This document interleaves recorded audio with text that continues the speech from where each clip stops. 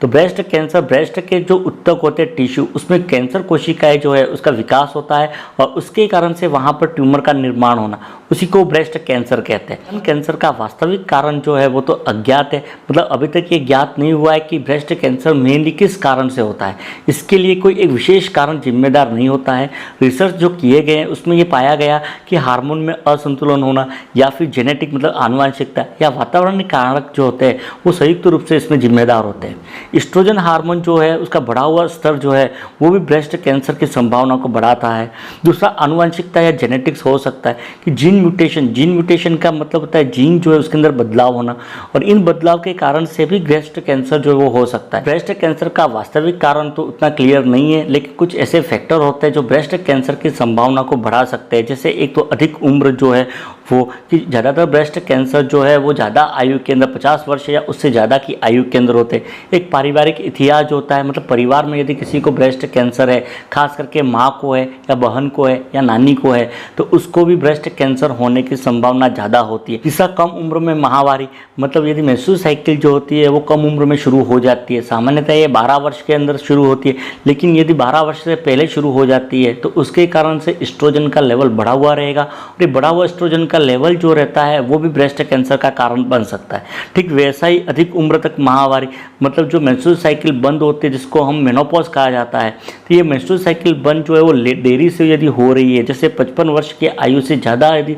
Menstrual cycle बंद होती है, तो अगला कोई महिला माँ नहीं बनी है जिसको नलीपेरिटी कहा जाता है, उसके कारण से, या फिर देरी से गर्भधारण करता है, मतलब प्रथम गर्भधारण जो होता है वो अधिक आयु के अंदर होता है, ज़्यादातर 35 वर्ष या उससे ज़्यादा होता है, या फिर स्तन में कोई अन्य बीमारी है जैसे कि बिनाइन ब्रेस्ट डिसीज कंडीशन है या ब्रेस्ट के अंदर कोई बिनाइन ट्यूमर है, वो बिनाइन ट्यूमर जो होता है वो भी मैलिग्नेंट ट्यूमर के अंदर बदल सकता है और ब्रेस्ट कैंसर हो सकता है। अगला 8वां मोटापा या ओबेसिटी होता है। अधिकतर देखा गया है कि ब्रेस्ट कैंसर जो होता है वो ओबेस महिलाएं जो होती है जिनमें मोटापा ज़्यादा होता है उनमें होता है।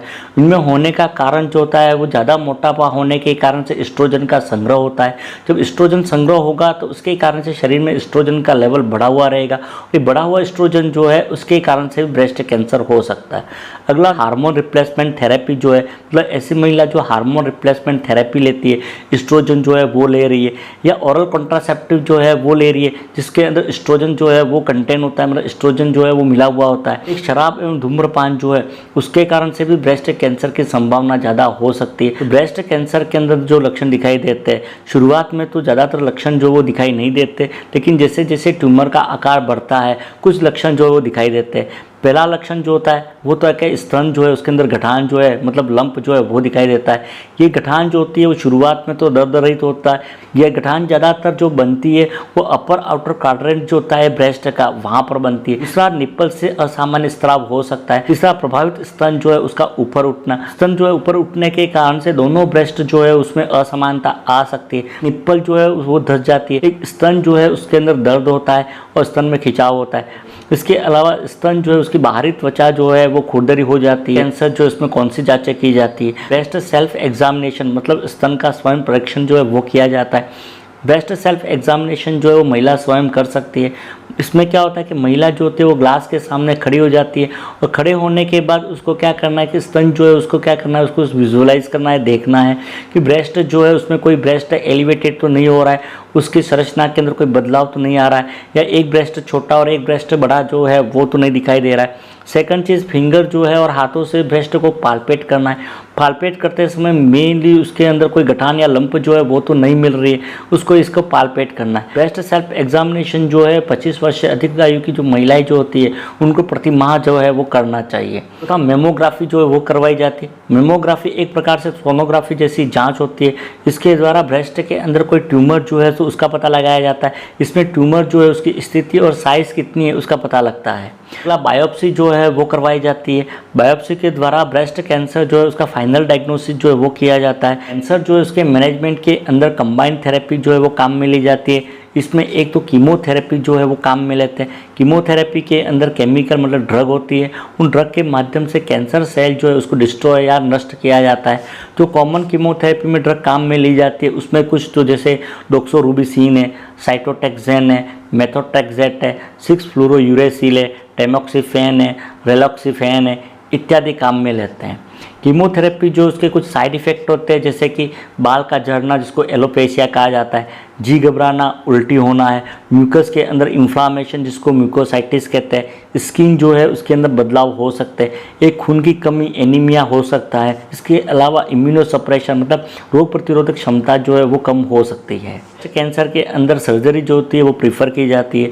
ब्रेस्ट कैंसर में जो सर्जरियाँ की जाती है उसमें एक तो लंपेक्टोमी होता है।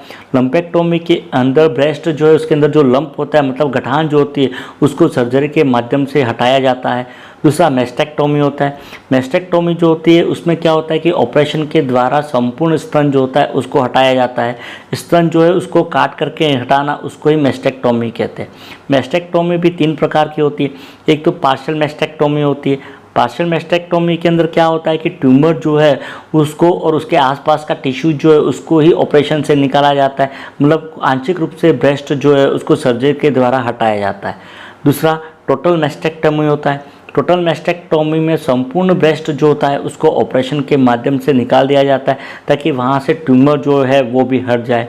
तीसरा रेडिकल मेस्टेक्टोमी होता है।